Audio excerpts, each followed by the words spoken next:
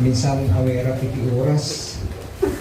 Gamin santay nga pari-parehas, hindi tayo parehas sa pakiramdam, sa pagpupuri sa Panginoon. Pero salamat sa Diyos dahil nandito na kayo. Ay patuloy na magkakasama po tayo sa pagpupuri sa Panginoon. At salamat sa buhay ko ng bawat isa. Salamat nga, dito siya. Mayroon pa sa nabingway. May kasama. So, nais ko lang muna na ipahagi sa inyo ang ating church service kahapon sa Ulingan. Ay, okay naman siya. At alam ko na patuloy pa rin ng Diyos na immature ang taga-Ulingan dahil isang taon pa lang naman doon. At nakakalugod dahil may dalawang paalis na naman papunta ng Taiwan. Kaya itinag-pray natin. Sila yung mag-medical na. At sila pupunta ng Maynila mamaya. After kasi ng medical, pag mga ganyan application, talagang malapit na eh. Kaya ito yung nakakalugod na kinausap ko ang dalawang ito. Parang hindi sila umalis sa kanilang pananampalataya at pananalig. At yung pag-ibig nila sa paggawa sa simbahan sa Ulingan. At ito naman ay sila naman ay galing naman sa kanilang bilang at sila naman ay mag-uwi sila. Nawa ay gamitin pa rin ng Diyos sila. At ang Ulingan ay mayroon pa naman tawag nito good news. At yung isa, nung pumunta kasi nung last Friday, ay sinabi ko na sa kanya na sana kahit lang partial o pauna o pang-umpisa ng building, church building doon. So kahapon ay, in short, nag-abot naman sila. At ito yung nakakatuwa ay yung partial lang naman. Single bill lang naman yan. O ano lang. Magkano lang naman mga 7,000 na pauna nila. At sabi ko, salamat Panginoon, napuksan ang langit ang pagtatayo ng church sa Ulingan. Kaya pinausap ko yung bayaw ko doon, kung gusto niya na sana isprehan na yung mga damo doon kasi malalaki na. At sabay-sabay na ito. Maaaring titignan ko yung mabibili yun, makakabili ng mga 3 poste ng mga bakal at nakahanda na yan. Pagpiprehin natin ng mga magagamit pa, simento, gano'n. Kasi ang labanan doon, kasi umulan na ngayon, dapat may binili, trabaho ka agad. Kaya by Monday, pupunta ako doon, o Tuesday, ayusin ko sa may lugar na yun. Gusto ko na rin na sana matayo yung tubo doon na paglagyan lang ng mga gamit at matutuloy yung pagbabako doon ng cyclone wire. At kinausap ko naman yung mga anak ko na sana sila na bahala yung mga pagbabako doon para safety naman. Lalo kung may mga gamit na. At madali lang naman na magawa yun. Basta may mga kawayan, nakatayo na kawayan, hubuan mo na lang. So lagay mo yung mga cyclone. Pero sana ito ay tulong-tulong naman tayo. At pray ko naman na sana sa pag-umpisa doon ay makikita ko yung tawag nito yung abiding nila, yung patuloy na paggawa nila para naman kahit pa paano sila magsakripisyo, patuloy pa rin na nawa loobin ng Panginoon, pati yung ano doon, yung tawag nito yung tubigan, kasi ano yun yung parang lusob, ano yan, pinakuha na ng tubig, gusto ko maayos, malagyan siya ng tubot, malagyan ng yung pump o yung pitcher, gano'n, jetmatic, pag may magamit doon. Kaya salamat, yun naman ang goodness ng Panginoon na Ulingan. Patuloy pa rin tayo nalabanan doon. Ang kaaway lagi naman sumisingit yan, pero wala naman siya magawa. Kaya siguro sabihin ko na rin kay AC na ako magpapagawa ng 5 letter na solicitation at pupunta namin, titignan ko kung ma-approach namin si Mayor, si Vice Mayor, kahit na si Congressman ay pupuntahan namin upang patuloy yung paggawa doon. Ganito yung pinapakita ng Panginoon ng Uminga na sana pagdating ng panahon, ang panalangin ko kasi doon, sana itong year na ito may bubong na yung church doon. Kaya hanggang December yan. Ayan yung pagpipray ko at pagpipray natin, sana sama-sama tayo. Maging ang bautista. Ang bautista ay kailangan doon talaga na, alam mo yung buhay hindi parehas eh. Hindi tayo pare-pares ng buhay. Marami din mga aba ng mga kapatiran doon. Yung tinatawag na yung buhay lang ay nasa level lang talaga. Sa minimum. Kaya, loobin din ng Panginoon, nawa, kaya pataasin pa rin nila yung mga resources nila at gagamitin kahit ang pamilya nila. Kaya salamat dahil ngayon ay Happy Father's Day. Meron na kasing bumati sa akin Happy Father's Day. Oo nga pala, no? Kaya tignan mo yung natabi ko kung Father's lang ako. At nakakalugod sa Panginoon dahil nais kong i-share sa inyo sa isang katuruan na ito yung napakabigat. Ito yung napaka-sensitive sa buhay mananampalataya. Na alam natin sa buhay natin ay laging maligaya. Yan, pakiplas na.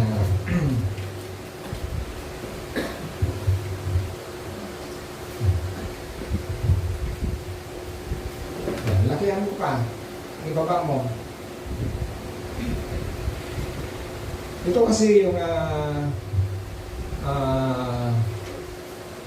parang inuukit sa puso ko ng Panginoon na dapat ituro ito. So, sa alam natin sa buhay natin mananampalataya, hayaan mo na yung hindi mananampalataya, ang usapan tayong mananampalataya. Ito yung napakahigpit na bilin sa mga aral tungkol sa loving of money. Loving of money. Dito po ay may tanong lang ako sa inyo bago tayo mag-umpisa. Kahit sa isip nyo lang, yan, alam ng Panginoon kung sino yung totoo. Ang mga isip pa lang. Dalawa lang ang tanong ko sa inyo. Ang pera, nakapagbigay ba ng kaligayahan? Pangalawa, ang pera, nakapagbigay ba ng kapahamakan? So, dalawa lang po yan. Parang maglalaro lang sa isip ninyo. Yan. Yung mga kabataan, yung mga wala pang trabaho at magkakaroon ng trabaho, hindi kong sabihin mga estudyante pa at magkaroon ng trabaho. Sa panahon na kayo maghanap buhay, loving of money, dalawa lang patutunguhan niya. Maaari kang masaya, maaari kapahamakan. Yan. So, lagi naman dalawa, laging tungo ang mga plan ng Panginoon sa mga nais niya na sabihin sa atin. So, dito po ay kayo na ang sasagot doon. Ako naman, gusto ko rin may pera. Sino may gusto ng pera? Amin kayo yan, hindi naman naririnig. Ako lang na naman. Ayaw yun ang pera? Magtrabaho rin kayo. Kasi sabi ng Panginoon, pagpapalain ko yung mga kamay ninyo, lahat ng katrabaho. Kaya maraming nagreklamo ngayon, bakit mahirap pa rin ang tao? Hindi sila sumusunod sa kalooban ng Panginoon. Doon pa nga sa Genesis, sinabi niya doon, bakit ang tao ay lagi pa rin na mahirap na turuan? Kasi suway lang tao. Si Adam at si Eva, di ba nagsimula tayo doon ng kasalanan? Kaya ganit lang ng Panginoon, nais niya, gusto niya magandang buhay, maganda lahat, walang naghihirap. Pero dahil sa kasalanan, o di ba? Kaya sabi ng Panginoon, pati ang babae, pag manganak, maghihirap siya. O di ba? Kung gusto mo nang kumain, maghanap buhay ka. Anong gagamitin mo? Yung bunganga mo? Hindi, yung kamayan. Di ba? Anong magagawa yung bunganga mo? Salita ka ng salita, gusto mo may pera. Wala. O di ba? Kaya nga, ang Diyos mayroon ding mga parang bang puzzle kung saan mo gusto. Gusto kong masaya o gusto mong kapahamakan. Ayun lang. Pero sa akin, nasa gitna pa rin ako. Nasa gitna pa rin. Balancing lahat. Sa buhay po ni Timothy, makiklas mo yung kanya, yung context niya. Sa buhay po ni Timothy, ito po ay isa pong kasakasama ni Apostol Pablo at isa pong disciple niya at parang kapatid niya na ito. Kasakasama niya sa lahat ng mga ministry dito sa Minor Asia. Yan. Maging sa dito sa Macedonia, yan, Ephesus. Kasakasama yan. Maging sa sa Greece, yan. Kasi si Timothy, ito ay isang na-ordain na isang pastor at isang apostle na naging kasakasama disciple ni Apostol Pablo. Ito po isang Grego o Greek. Kasi ang kanyang ama ay isang Greek. Wala namang binanggit na pangalan niya eh. Pero ang kanyang ina ay isang Jewish. Isa pong Israelita. Pangalan niya si Eunice. Ang kanyang ina. So sa buhay po ni Timothy, pagbabasahin niyo, dalawa lang kasi ang libro yan eh. Unang libro at pangalawang libro yan. So kasama yan, maging sa lugar ng Lystra. Dito nga sa Asia Minor, kasama ni Apostol Pablo. Kaya nga, sa buhay po niya bilang pastor at isang apostle at isang disciple ni Apostol Pablo, noong pangalawang kasipunta niya ng Macedonia, pagkatapos si Ephesus pumunta ng Macedonia, 3 beses na pumunta yan si Apostol Pablo. Sa pangalawang papunta niya, ay doon siya na kasama sila si Timothy. At doon pa rin na nakulong si Apostle Paul sa panahon na yon sa lugar ng Macedonia. Ang Macedonia, ito po isang rehiyon ng Romanian. So sakop ng Romans. Northern part of Greece. Yan, ang Macedonia. So nagtagal dito si Apostol Pablo pero nakulong siya. Anong dahilan bakit nakulong si Apostol Paul? Sa pagkaalam ninyo, baka hindi nyo pa alam, bakit kayo minsan ang mga manampalataya nagkakaranas ng sakit? So minsan tayo po'y yung bang parang binababa lang tayo, parang hindi pinapansin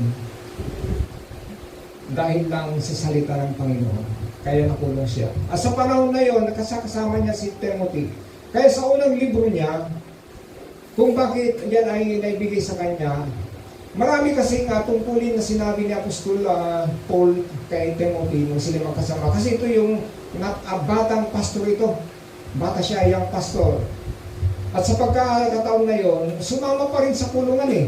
Kaya nagawa itong sulat niya kay Timothy.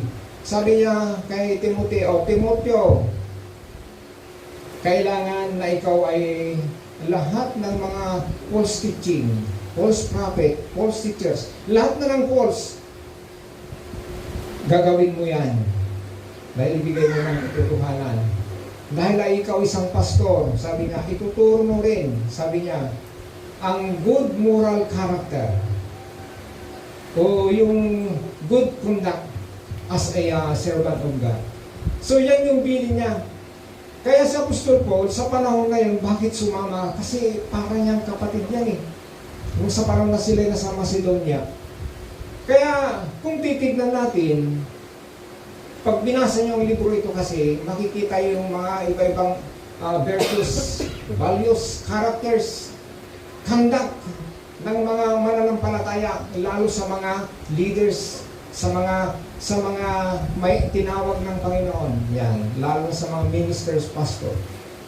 At nakita ko sa buhay po ni Timoteo, marami yung bahagi niya na yung pagtutuwid talaga. Lahat ng kamalian, sumahigpit yung bilin ni Apostol Pablo sa kanya.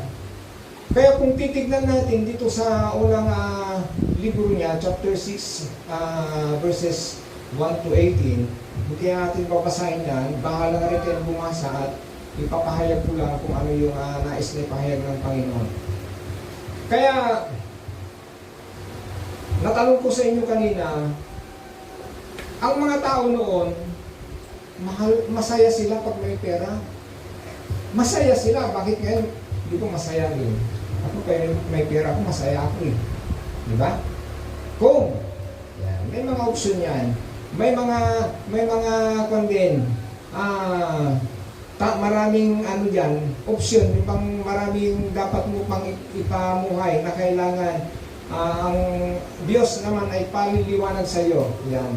Hindi ba na tayo may mga pera, kahit sabihin mo na napakaganda ang pinanggalingan, balancing ka pa rin. Kasi ang kaaway laging nagsisingit sa isip pa lang. Di ba? Minsan nga, isang linggo na, maglilinggo na, inipon mo na yung tithes mo. Minsan, mahuhugot mo pa yan. Di ba? Masaya. Masaya ka ba sa ginagawa mo? Di ba? Doon pa lang sa giving pa lang yung pagsasauli pa lang ibig sabihin maganda yung pinanggalingan pero yung mga plan ng Panginoon sa buhay mo minsan, kaya nga sinabi niya kay Apostol Timothy na kailangan suwayin mo lahat ng mga mali. Ituro mo lahat, pati mga pastors, pati mga ministro, lahat ng mga leaders ng church. So, ang hirap yun, di ba? Napakahirap. Pero patuloy na, ang sabi ng,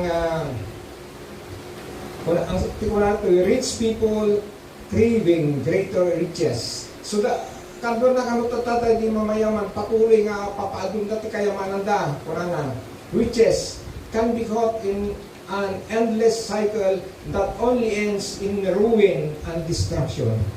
Ibig sabihin, ang tao, kaya nga binansagan niya ang Panginoon maging sa mga sulat niya, pati mga poetic, lahat po maging dito sa New Testament, laging ang Diyos ay galit sa mga mayayaman. Ibig sabihin, hindi lahat. Ang mayayaman, ito yung binansagan na gusto nila makuha na lang lahat dito sa sanlibutan. Yun ang kasiyahan nila. Amen? Pero sa katotohanan pala, hindi yung kasiyahan ang pera. Kaya sasagutin ko kayo. Pero, sa panahon na naglingkod ka sa Diyos, na tayo mananampalataya, masaya kung may pera ka. Kung alam mo ang pagsasauli, alam mo ang paggawa sa Ebanghelyo ng Panginoon, yung ibig sabihin, unahin mo siya. Amen? Kaya nga, alang-alang sa grasya ng Panginoon, dahil tayo naman ay pinagpapala, dapat mayroon po tayong understanding. May kaunawan tayo naghaling sa banal na Espiritu upang maituwid tayo. Amen? Kaya nga, minsan, tayo nanalangin sa simbahan na lang. Bakit natin ipinapanalangin ang umahawak ng pera? Kasi patuloy pa rin, idinidikdik ang kaaway na gusto niya talaga na sirain. Napakaganda ang plano ng Panginoon. Bakit ipinag-pray tayo na magandang trabaho natin, magandang kita natin, pero pag titignan natin lahat yan galing sa Diyos. Amen? Hindi natin na may kaila na ang pera ay nagbibigay ng kaligayahan at nagbibigay din ng kapahamakan. Maliban lang sa mga mananampalataya. Kasi mananampalataya, nakaparinig na yun ang salita ng Panginoon. Hayaan yung mga hindi mananampalataya. Amen? At ito yung mga binansagan ang Diyos na mayaman. Kaya galit na galit. Amen? Tingnan nyo ang Senado, Kongreso, maging sa Korte. Di ba? Magulo. Anong usapan doon sa alam ninyo? Batas ba? Hindi. Pera. Amen? So ang Diyos, ang sabi niya kay Timothy, dahil isang ay binansagan na tinawag ng Panginoon, suwayin mo lahat ng false, lahat ng mali. Mahirap po yun. Diba? Tanong ko po pangalawa. Okay. Kung ito ang pera, kung inibig mo ang pera, kung ito ay kapahamakan o pagkasira, paano mo layuan kaya ang loving of money? Anong sagot mo doon? Parang mahirap Kaya ang kasagutan mo. Parang may iwasan ko na loving of money. Pag minahal ko ang pera, pwedeng masaya ko, pwedeng kapahamakan, pero ayaw ko yung kapahamakan. Ano tayo yung mga sagot? Diba? So habang tayo naman ay lumalalim, mayroon kasi mga guidelines ni Apostol Paul na ibinigay niya kay Timothy sa panahon na sila magkasama sa Macedonia. Yan. Unahin ko na yung isa. Yan. Okay, plus na. Yan. Bali, marami yan, pero mga 6 lang yan. Realize. Yan. Tatandaan ninyo yan. May examine kayo. So, Paul gives us some guidelines to Timothy sa panahon na sila nagkasama. Ang sabi niya, realize that one day riches will all be gone.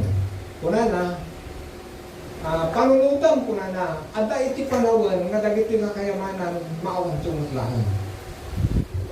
So, isip-isip mo, totoo naman, di ba?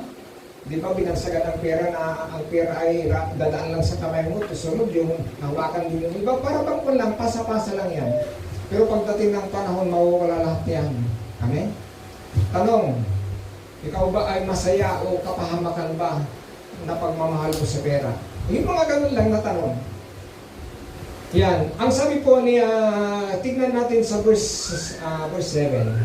Chapter 6, verse 7 ng Timothy. Yan. Kung bakit na kahit sa panahon ng Old Testament ay sinabi mga propeta. Yan. Wala tayong gilalang anuman sa sanlibutan at wala rin tayong madadalang anuman pag-alis dito. Ibig sabihin, kahit pa nga sa Old Testament, sinabi na yan. Kaya nga lamo-lamo, kaya nga wala tayong, nung tayo nilabas ay wala talaga. Walang dala talaga. At pag-alis din dito, pag kinuha ng buhay, wala ka rin madadala. Ibig sabihin, mayroon ka bang happiness nung nagkaroon ka ng pera o kapahamakan lang? Mga tanong lang po yan. Yan, wala tayong anuman dala at wala din pagbalik. Okay, 17, verse 17. Yan, chapter 6. Hindi tayo lalayo yan. Okay. Ang mayaman na material na bagay ay utusan mong huwag mong magmataas at huwag umasa sa kayamanang lupa. Ito yung sinabi ni Apostol Paul kay Timothy. Mayaman mayayaman. Ibig sabihin marami yan. Ang mayayaman sa material na bagay, bakit yung mayaman? Mayroon din pobre na mayaman Di ba? Utusan mong huwag magmataas. Ito yung nakakatakot. Pagmamataas. Pag magmataas ka, ibabakbakan ng Panginoon. Ihuhulog ka talaga yan. Diba? Magmataas at wag umasa sa kayamanang lumipas. Nang ibig sabihin, nung ang tao pag lumipas na talaga, luha. Yan. Sa halip, umasa sila sa Diyos. Napakaliwanag na sinabi ni Paul kay Timothy, umasa sila sa Diyos na masaganang nagbibigay ng lahat. Dahil lahat naman ng Diyos pala Kaya kung wala kang kamay, paano kang magkatrabaho? Paano kang makapag-apply pag wala kang kamay? Paano kang kukunin ng isang leader mo o isang amo mo kung wala kang kamay? O, di ba? Masaganang nagbisalat ng mga bagay para sa ating, yun pala, pag umasa ka sa Diyos at hindi mo mamahalin ang pera, ibig sabihin, ikaw ay nagpapakumbaba. Amen? Sino yung maraming pera ngayon at hindi nagpapakumbaba? Mahulog siya. Huwag magmataas ang sabi niya. Kaya dito po, kailangan i-realize natin, isipin natin, kailangan pagmuni-munian mo ng salita ng Panginoon Pag hindi mo pinagmuni-munian at hindi siya nagkalakip-lakip, nagkadugtong-dugtong, mawawala ka talaga. Amen? Yan ang payo ng isang mayaman na huwag magmataas. Okay, number to. Punta natin number to. Ito yung napakahalaga sa buhay. Pag walang pera ng tao, buringat mo na. Ayuro pa na kasalanan ngayon among di nakadikot ko nga ungkoy. Kaya pwede nakasimangot, hippopotamus. Grabe. Okay, be content. Ang be content, ito ang hinayag ni Apostol Pablo kay Timothy. Be content with what you have. Kontento ka na kung ano meron sa iyo. Kahit bungal ka, gusto mo? Wala kang pera eh. May Diyos ka naman. O, di ba? Bakit? Sa isang natouch na puso, nakausap mo, nakita wala kang ngipin. Wala kang ngipin. Tumatayo ka pa naman sa palpit, nagpapaawit ka, bungal. O, di ba? Pagbaba mo doon, bukas punta tayo sa dentist. O, di ba? Amen? Kasama mo ang Diyos eh. Di ba? Magtiwala ka lang. Kaya sinabi niya, magtiwala ka lang. Amen? Ito yung nakakalugod sa isang mananampalataya na nagtiwala sa Diyos na wala naman siya. Amen? Kailangan natin be content. Okay, verse 8. Yan. Dahil sa chapter na yan.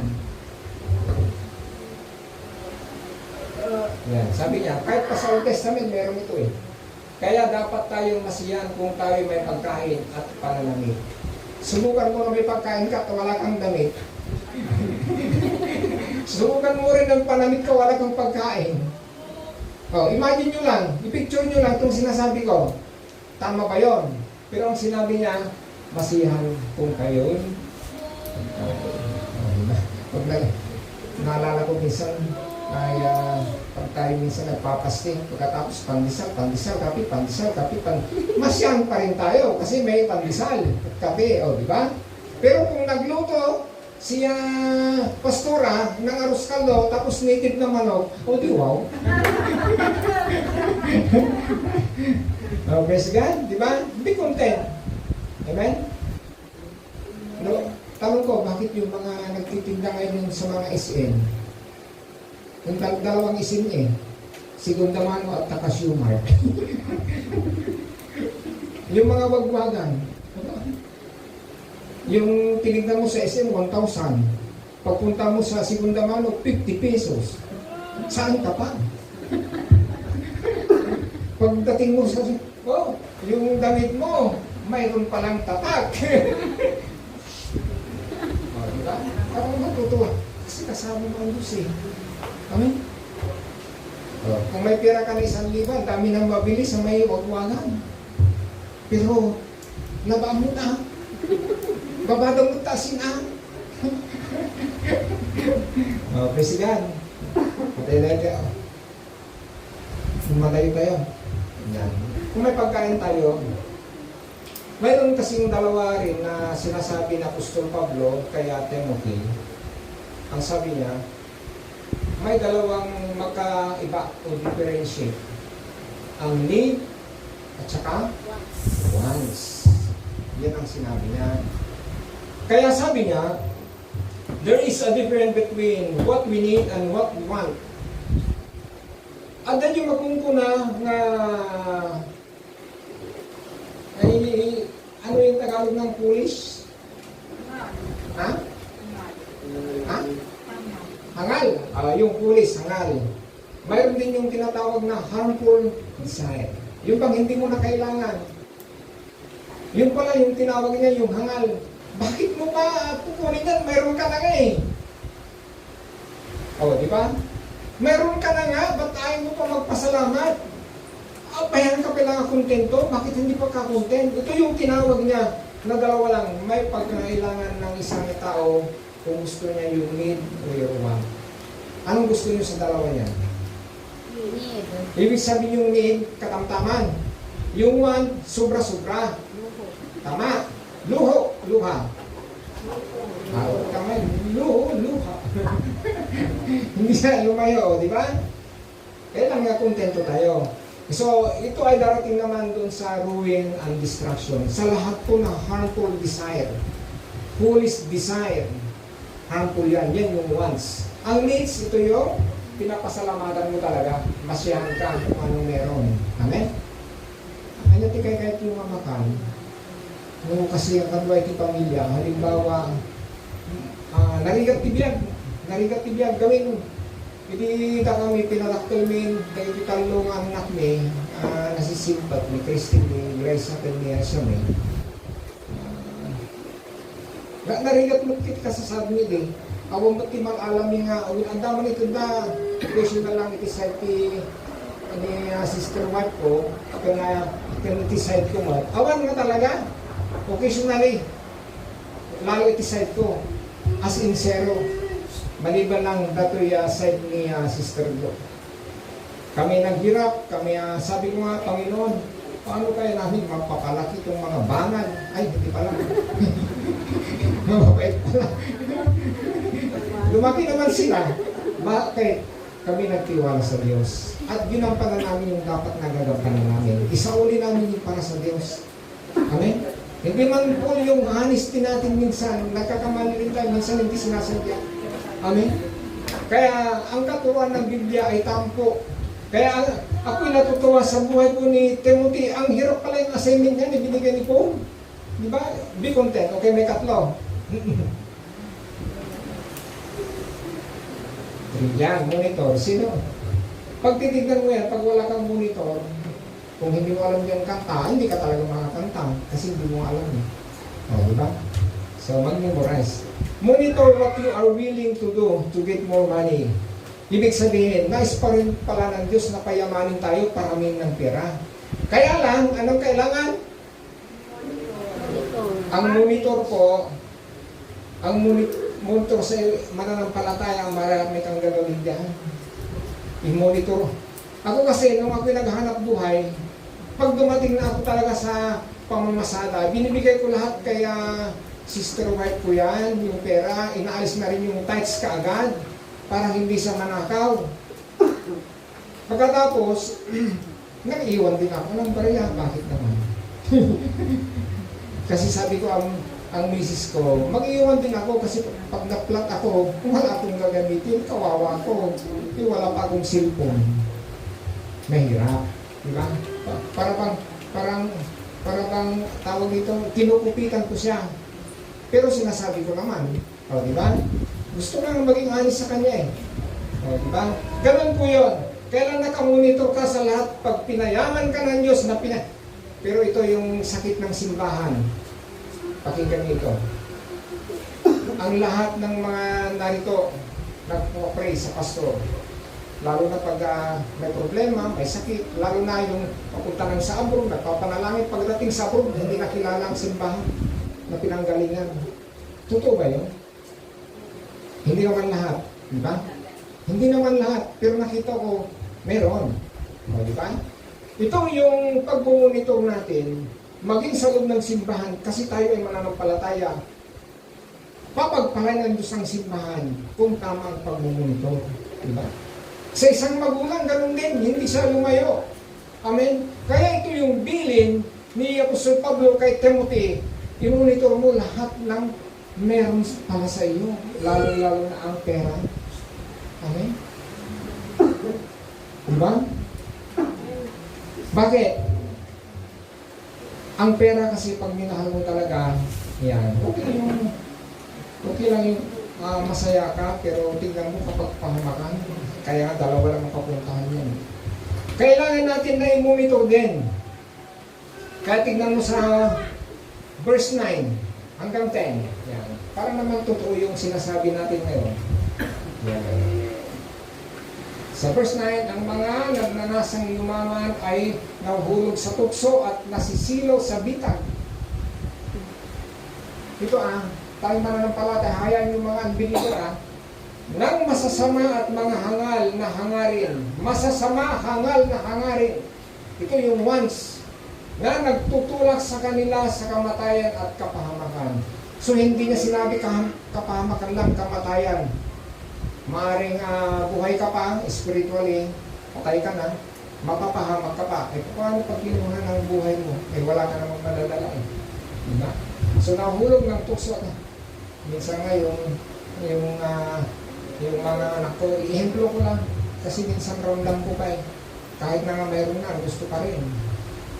Kaya minsan kahit yung habang meron pa rin sumusuway at meron pa rin nakikinig, patuloy pa rin. Kahit hindi siya nakikinig, patuloy ka pa rin, di ba? Ibig sabihin, once ay nakakatakot. Yan po, hilig yung overall ng sanlibutan. Okay, 10. Ito na yung napakatindi. Sapagkat ang pag-ibig sa salapi ay ugat ng lahat. Ugat ng lahat ng kasamaan. Ibig sabihin, pag may pera ka, pag hindi mo alam na monitor yan, yung ugat Ibig sabihin nga, kagaya yung pansabihin na natin, yung mga nagtatanim, yan. Yung may mga cultured na mga tanim. Kasi ito yung pinag-aralan ko. Pumutol ka ng isang sanga. Pag pumutol ka ng isang sanga, itatanim mo yan. Kasi ito yung tinatawag na pag-ugatin mo. Yan. Ibig sabihin, pumutol ka. Iba yung bunga na inilagay mo upang mag-root siya, mag-ugat. Ibig sabihin, ang Diyos nagbibigay ng napakaganda. At pag nag-ugat yan, nag-ugat ng pagmamahal mo sa pera, yayabong din yan ng kasamaan, kapahamakan. Dito po, pag minahal mo talagang pera, kaya nga pinag-aaralan ko ito at napakasidhi o yung napakasensitive talaga yung needs natin and wants natin. Kaya nga, sinabi ng Panginoon, sinabi ni Apostol Paul kay Timothy, dapat mamonitor mo kung ano talaga ang pinag-ugatan ng lahat. Bakit minsan ang mananampalataya ay napapahamak? Maganda naman ang trabaho niya eh. Pinag-prepare si pastor eh. Diba? Kaya totoo naman, lahat ng mga nagtatanim, lahat ng mga nagkakapital, gusto si Yumabong, gumanda, bakit napakaraming bumabagsak? Yung ugat kasi doon, minahal na nila, hindi sila pinagkatiwala sa Diyos. Yun pala. Amen?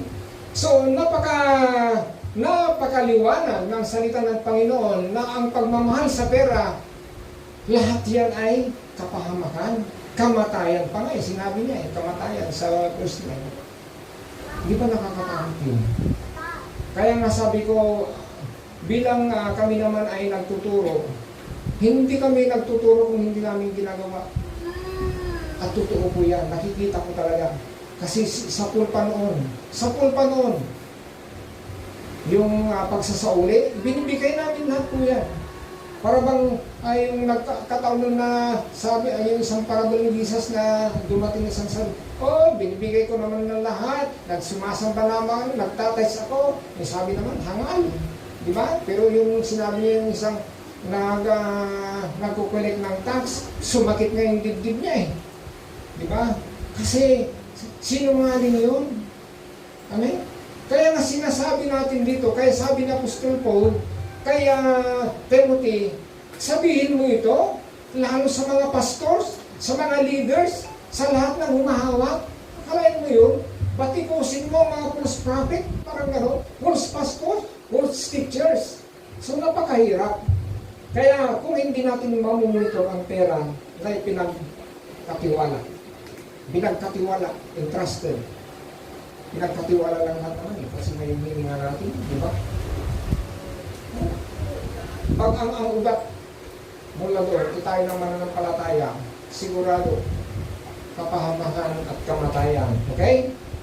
Okay, punta na tayo doon sa number 4. So, love people. Paano natin kayo mamahalin ng tao mula sa kung mayroon tayo pera? Naalala ko nung nasa BGMB ako noon. Ang bilin sa amin talaga pag nasa BGMB ka, at ito naman yung talagang ibinigay ni Yesu Cristo kahit nung buhay pa sa mga apostol, ibigay mo lang yung salita ng Panginoon. Ibigay mo lang. Yun, ang pinakataas na bilin ng Diyos sa mga tao na nagmamahal sa Kanya, sa mga nagtuturo ng mga salita niya. Ibigay mo lang. Pero nasa BGP ako noon, akala nyo, pupunta ako doon, gasolina ko pa, sarili ko pa gasolina. Wala namang bibili talaga ng mga gobyerno. Ganun kahirap, katindi. Pero pagdating mo doon, pagtuturo ka pa sa mga bilanggo, within 5 years, bakit nakayanan ko?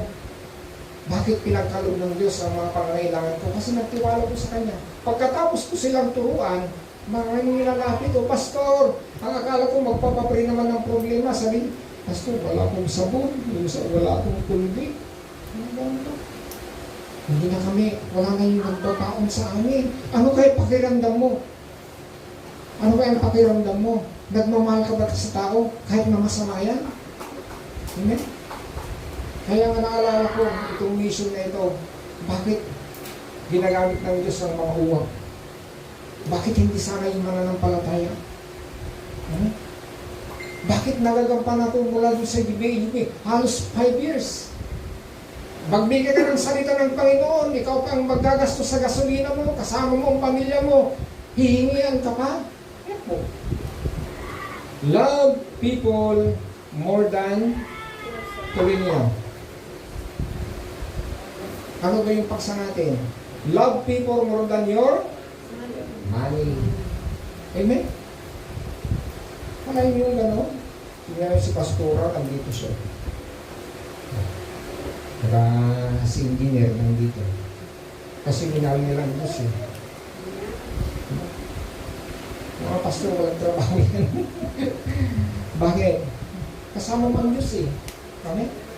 Ang iisipin mo lang, makapunta ka sa church. Gusto mo lang makapanig ng salita niya upang lumaki ka pa. Amen? Sino gusto na maging maraming pera? Lagi ko pag sinasabi kanina, ayaw niyo eh. Sige, ayaw niyo lang. Ako lang. Amen? So, I love people more than money. 1 Timothy chapter 6 verse 11. Verse 11. Ito, napakagandang karakter.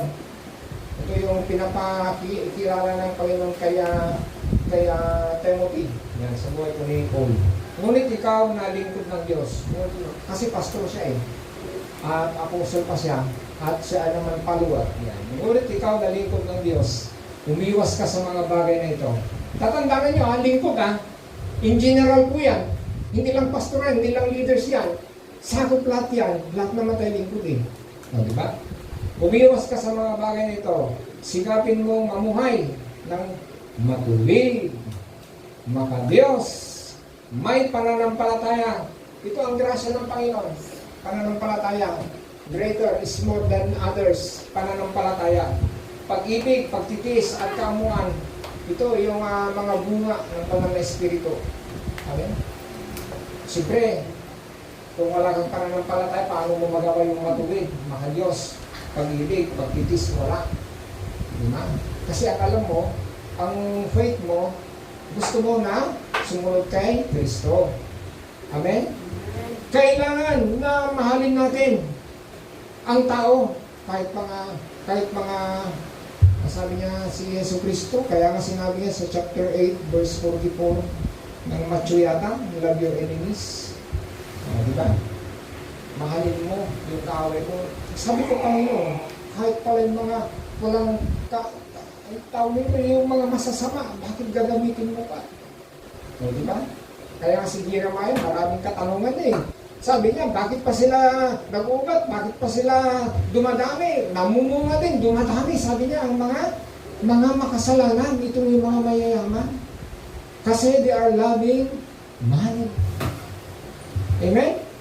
So dito po, makikilala natin kung mayroon naman tayo talaga na tinatawag na pananalig at mayroon tayong lahat yan, lalo yung siyang nabunga ng banal na espiritu. Galatians chapter 2, 22 and 23. Ayan. Chapter 5 pala. Galatians. So, huwag po tayong lalayo dyan. Kailangan po natin na mas lalo pa na pataasan natin. Okay, number 5. Okay, love God. Okay, love God. Siyempre ito, nasabi na kanina eh. Diba? Okay, tutuloy ko lang. Tutuloy ninyo ah. Love God more than kulang. Kulang na. Love God's work. Yan. Kulang yan. Love God's work. Pala yan. Love God's work more than money. Ibig sabihin, unahin mo pa rin siya dahil sinabi na unahin mo. Diba? Paano mo siya mapapatawan? Paano po mapapaligaya? Mayroon ka ng pananalig. Pero kung ito naman ay kulang, paano mo pasaya ang Panginoon? Di ba? Lahat ng ginagawa mo sa Diyos, more than money. Amen? Okay, example lang. Tingnan mo yung isang inhinyero. Ayan, dito si Galis. Engineer. Doctors, teachers, lahat yan sumasahod. Di ba? Sino ang nagtuturo o sino yung gumagawa o nagtatrabaho sa gobyerno o walang trabaho? Mag-demand na kayo sa labor. Pero, kung titingnan nyo, God's work along the church. Ano ang nasa loob ng church? Pastors, diba? Leaders, o diba? Manggagawa. May sweldo ba mga yan? More than money. Nakuha niyo po yung mas malalim na kaunawaan. Pag silbihin mo ng Diyos na wala kang tatanggapin at siya nang bahala. O diba? Amen? Baliktadon tayo. Agsisilbi kati ako nga dukwartam. Naragsak.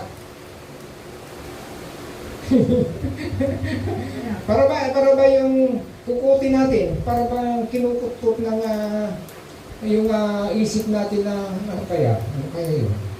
Pag marami kong pera at unahin ko ng Diyos, maaaring sabihin nyo, parang mahirap. Eh nagtatrabaho naman ako, patuloy na trabaho ako. Bakit? Ang alam nyo, sa loob ng church, pwede naman kayong gagawa sa labas eh. Kahit wala kayong pera eh. Yung magbigay lang ng salita ng Panginoon, hindi na kaduda-duda sa harapan ng Diyos. Nakakagawa kayo. God's work. Diba? More than money. Kaya sabi ko, pwede naman tayong lalakbay, yung lalayo. Kahit wala tayong pera. Eh, mas lalo kung may pera ka na ikaw ay isang leader ng church, o ikaw ay manggagawa, na may pera ka. O di, ang dali lumayo, o ang dali ng lumakad, may merenda ka na, may sakyan ka na, may gasolina ka na, may kasama ka pa, may pera ka pa. O di ba? Ibig sabihin, balancing lahat po. Kaya nga, sabi ng Diyos, kaya nga ako'y naging pobre, mayaman naman ako dahil lang sa inyo. Hindi ko naman kailangan ng pera ninyo, ang kailangan ko lang, yung paggawa ninyo, sumunod kayo sa akin. Amen? Yun lang naman. Pag gagawin mo yun, ay sigurado. Ang trabaho ng Diyos na hindi mo isipin ng pera, bahala ka rin ng gusto. Kung ikaw ay maraming pera ngayon nagagawa ka sa Diyos, mas maganda yun. Kaya nga sabi niya, loving of money is the root. Umpisa. At pag natin ramot. Yung may isang basol ka nakaramot. Patuloy ating nga dumatakal, umatadupay. Ibig sabihin niya ito yung antay kinyanayay. Ano ang meron sa kanya? Ha? Ano ba? Pride. Ha? Ay sabay, pag mamataas din ano, anong gagawin natin doon? Diba? Kaya binigyan tayo ng mga iba't ibang weapon ng Panginoon. Pwedeng putulin po yan. Amen? Habang tumutubo kayo, putulin mo na yan. Kaya marami ngayon, kahit mga pastor, di nila lang ibahagi o di nila ituro yung tinatawag na sumpa. Kasi ang kasalanan talaga, ang money ko, grabe ang ginagawa niya ito. Maraming nakasumpa sa pera. Parang ang pera yan, ibahin niya ang ugali. Kaya sabi ko sa inyo, tayong mananampalataya, ang dapat na umunawa, ayan yung mga hindi mananampalataya, at tayo ang bubuwag yan. Yan ang sinabi ni Paul kay Timothy, buwagin mo. Kailangan ibigay mo ng katotohanan. Huwag nilang mahalin ng pera, kundi gagawa at gagawa sila ng kalooban ng Panginoon. Makinig at makinig at gagawa sila. Kailangan putulin nila ang mga mali. Amen? Love God's work. At dito naman tayo, kaya nga sabi ko, Panginoon, ay tagulan na. Ang hirap talaga. Lalo minsan naranasan namin, umulan ng malakas pa ng hangin. Galing kami ng Umingan. Uminto kami sa meeting shed para kaming nakuturon ng manok. Sister Glo, anyang apo, muna salamat na ligtas kami nga nakaawin. Amen? So nga, salamat itibiyang ni Christine. Tagat ikot sina nga, pagmumulugan ng tatman, pagmumulugan ng may, rain or shine. Amen? Minsan may pa-ice cream pa, di ba? Amen? Yung pang nakakalugod talaga. Mayroon at mayroon gagamitin ng Diyos sa buhay ng bawat isa. Magpatuloy lang kayo. Sumunod lang kayo. Putulin nyo lahat ng mga mali. Amen? Bago ka magsabi sa isang tao, mga makasalanan, unahin mo muna ang sarili mo. Yun ang karapat-dapat. Amen? Okay, ito. Ewan ko kung dito ay, alam ko naman na tayo naman ay pinagpala ng Diyos. Yan. Okay, last. Last na.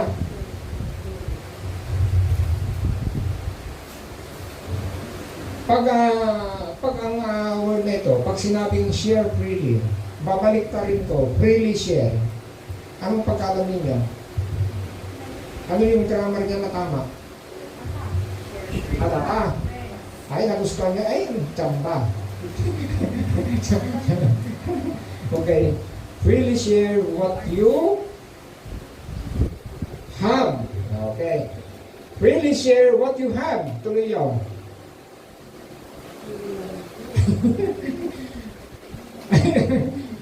Really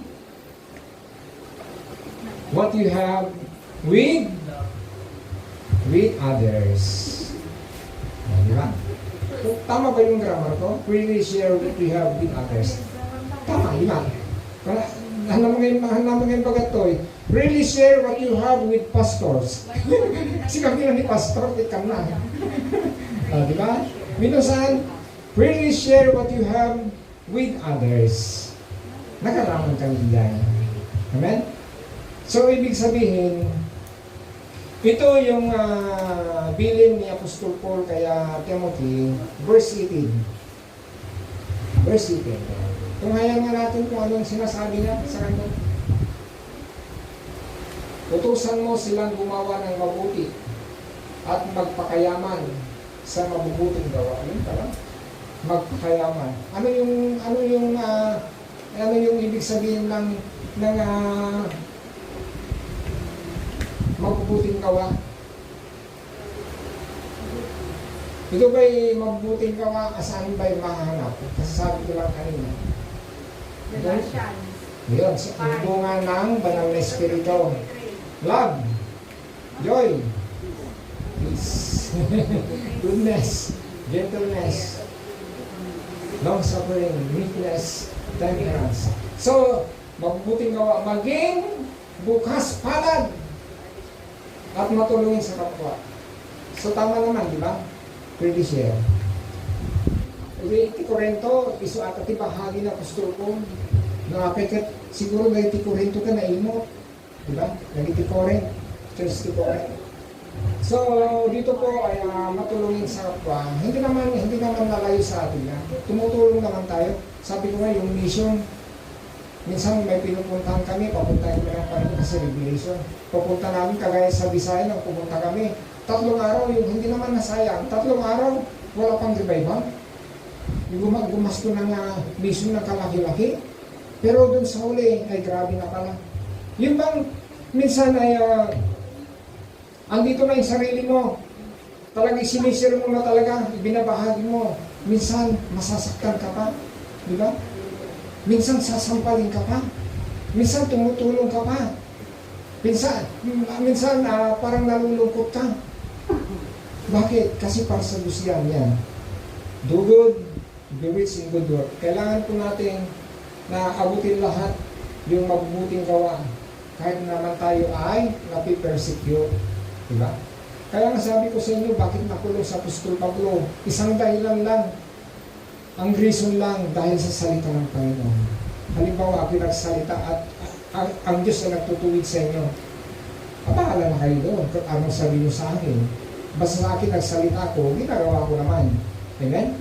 Kailangan po natin na ipamuhay talaga itong tumulong sa iba.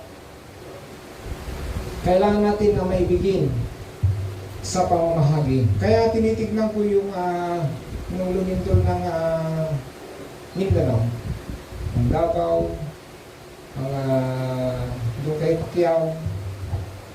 Talaga marami talaga yung mga naapektuhan talaga. Ilan na yung namatay? 55 na yung namatay. Yung last day ko pa nga na panood yun.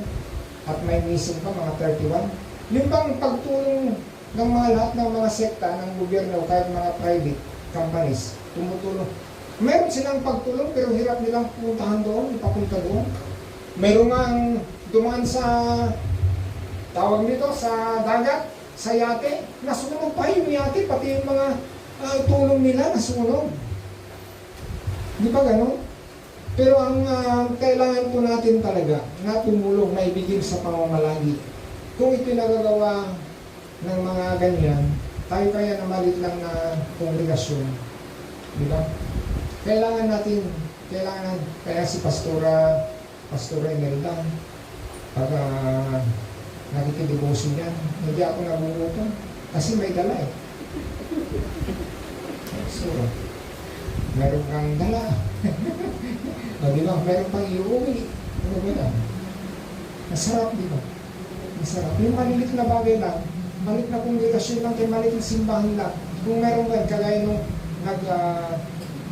nag-overnight kami sa Bautista, maganda yung naganap doon. Masarap naman yung pagkain namin. Nagluto sila ng arroz caldo, native pa, may kape pa, usog kami.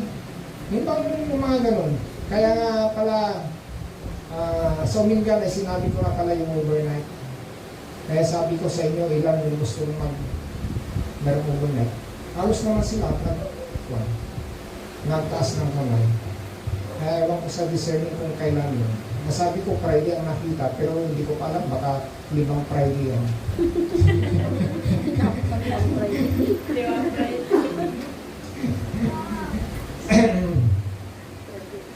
So, dyan na siguro tatapos. Ito, last na lang, ay conclusion na lang. Chapter 6, verse 6. Yung mag-atras tayo. Dyan ako maguhuli. So, salamat sa buhay po nila, mga kapatid. Always, as God revive in our goings, lahat po ng buhay natin, kailan ma-revive, kailan may declare na lagi yung victory o victory, lahat ng mga ginagawa niyo, lahat sa isip pa lang. Ayan. Sa katunayan, may malaking ang paghinabang sa religion. Comment yung English version. Magandang balita. Kasi sa tawag dito yung ayan, now godliness with contentment is a great gain. Ang godliness po yan, sa Tagalog yan, kabanalan. Ano ba ang nakapaloob ng kabanalan sa isang mananampalataya? Ano ba? Lahat na po yan, lahat ng pagpapakumbaga, lahat ng pagmamatuwid, lahat pa ng yung pag-motivate ng Diyos sa buhay po natin. Yan po, godliness. With contentment. Hindi nga sinabi doon na ako na tawag nito, yung pangangailangan natin, ang kailangan lang godliness. With contentment. Ang contentment ito, kahit anong meron sa iyo, pasalamat ka sa Diyos. Diba? Kaya minsan tayo yung nag-encourage, minsan meron na aksidente. Buti na lang ganyan ang nangyari sa iyo. Buti buhay ka pa. Di ba? Lagi naman tayo kontento sa lahat. Ayan pala yung kayamanan natin is a great gain. Ang great gain na yan, yan yung tinatawag na sinasabi natin. Yung mga ginagawa natin, yung produkto natin, pagdating ng panahon yan yung kayamanan natin sa langit. Kasi kung hindi banal ito, gaminis yan, kabanalan. Pag sinabing ito yung ang katawan na ito ay tinawag na matuwid, kailangan natin lahat na ay kontento tayo, di ba? Lahat naman gawin natin. Kaya salamat po sa buhay ninyo sa araw na ito at salamat sa katulong nito sa buhay po ni Apostola ay si Apostola Timothy o si Pastor Timothy na kailangan po natin na ipamuhay. Kaya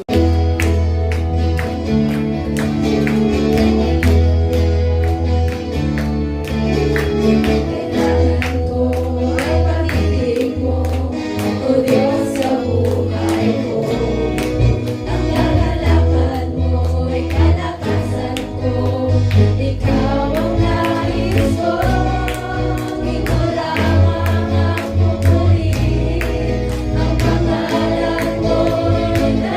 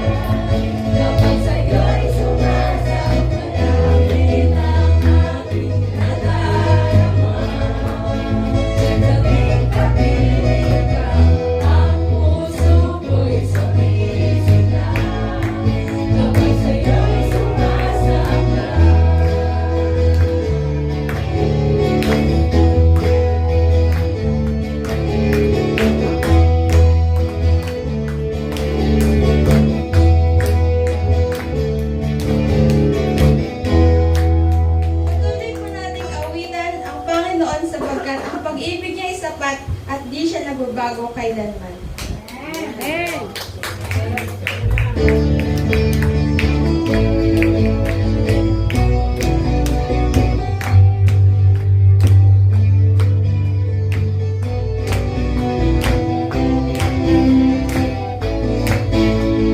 Pagpupulit ang samba, tanging sa'yo lamang.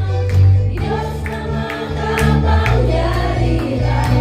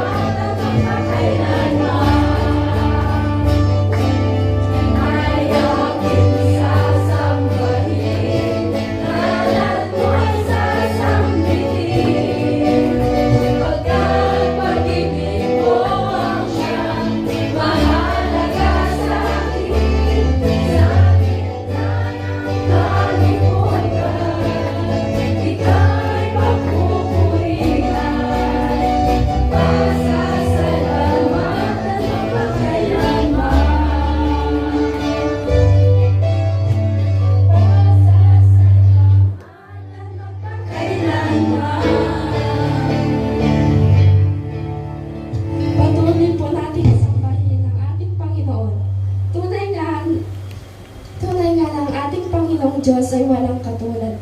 Hindi may kukumpara kahit kanino pa man, kaya karapat-dapat natin siya sambahin sa spirito at katotohanan.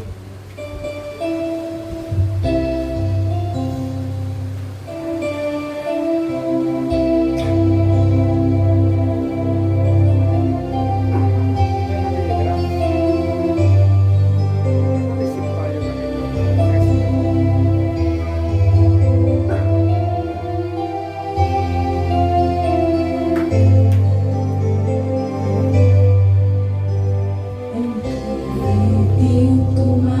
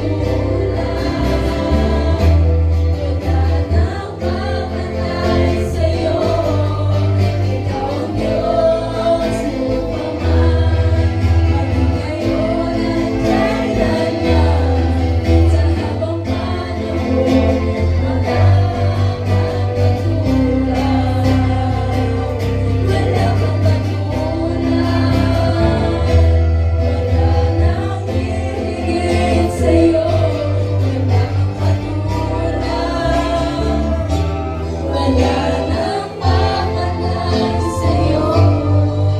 Ikaw ang Diyos noon pa man, maging ngayon at kailanman. Sa panahon,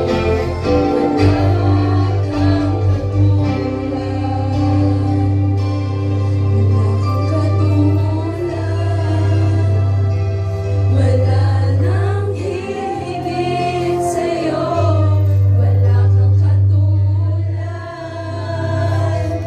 Wala nang papanday sa'yo. Ikaw ang Diyos noon pa man, maging ngayon at kailanman. Sa habang panahon, wala kang katulad. Wala kang katulad. Wala nang hihigit sa'yo. Wala kang katulad. Wala nang papatay sa'yo. Ikaw ang Diyos noon pa man, maging ngayon at kailanman. Sa habang panahon, wala kang katulad. Wala kang katulad. Wala nang hihigit sa'yo. Wala kang katulad. Wala nang papantay sa'yo. Ikaw ang Diyos noon pa man, maging ngayon at kailanman. Sa habang panahon, wala kang katulad. Wala kang katulad. Wala nang hihigit sa'yo. Wala kang katulad. Wala nang papatay sa'yo.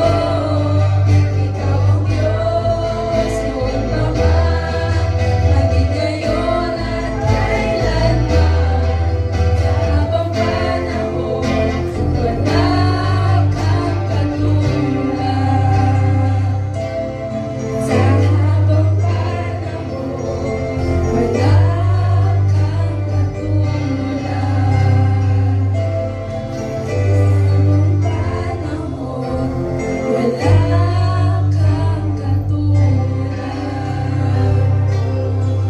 Sa ating pagpupuri ay gaya ng dagat na hindi napapagal sa pag-alon.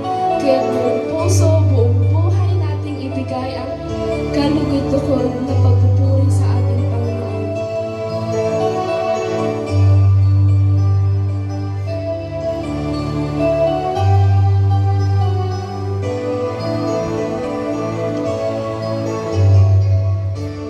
Mayroon lamang ako sa linggong buhay, hindi pagkakaitlan sa'yo'y bibigay. Gayon pa man sa'kin nag-iisang taglay, ilalaan bawat sanib upang ibigin ka ng walang humpay.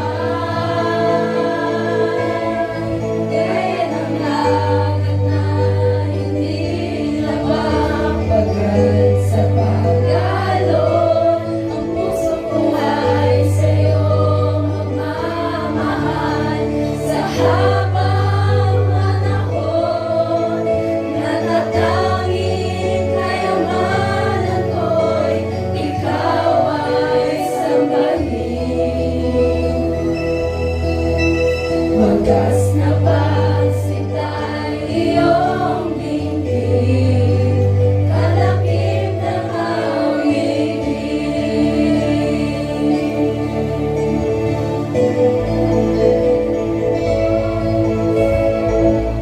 Kung mayroon lamang ako sa linggong buhay, hindi pagkakaitlan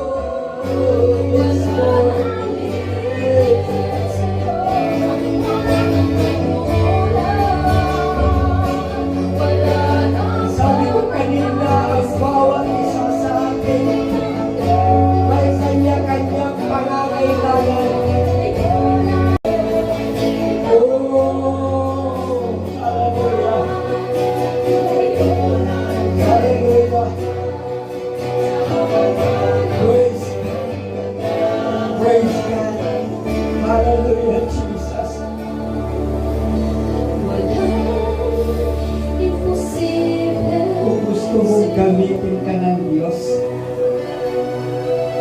Wala Ibigay mo ang iyong buhay sa Kanya buong buo.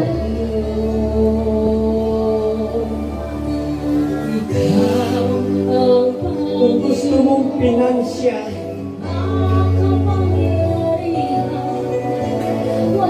ang Diyos hindi natutulog. Hinihintay ka lang na lumapit sa Kanya at humingi sa Kanya. Ano bang klaseng problema nasa sa iyo? Jesus ganyan ka na. Ang para kay Cesar ay para kay Cesar. Ang para sa Diyos ay para sa Diyos. Mga kabsat, iti panangitin. May nga forum iti ayat ken panagubay iti apo. No talaga nga pudno nga inawat mo iti apo. Masapul nga agtungpal ka iti sasama. Tako na na John 14:15 no ayat endak tungpalin mo dagiti bilbilin ko nga nakakabsat. So nga iti panangitin may nga panagubay, may nga forum tapnon maipakita iti panagayat mo iti apo. Kuna na pa iti sasaway iti apo. No kasano nga inaramid mo iti padang nga tao inaramid mo ng kanyak. So nga dagiti maliklikong kakabsat nga sagsagot dagiti tithes para iti mission dakkel iti aramidan na nga magiparparang iti ayat tayo iti apo. Dagiti nga kakabsat nga usar nga para iti pakailawaan iti pagarian iti apo. Dumandang iti na dumaduma nga lugar mararamid nga instrumento tapnon dita nga may waras iti ebanghelyo ti apo ket adu dagiti maisalangan tako na iti sasaw iti apo millions of angels iti maisal no iti agragragsak no maysa karamwa iti maisalaan. So nga dakkel nga epekto dakkel iti maaramidan iti panangted iti panagtulnog tayo nga ipaay tayo dagiti pagrebdengan tayo iti apo. Kita nga pagrebdengan tayo nga kapsat dakkel nga mangted iti bendisyon kadagiti na dupay nga tao. Dayta iti maysa nga panakapili tayo nga agserbi tayo para iti apo. Ket ikararag tayo dagiti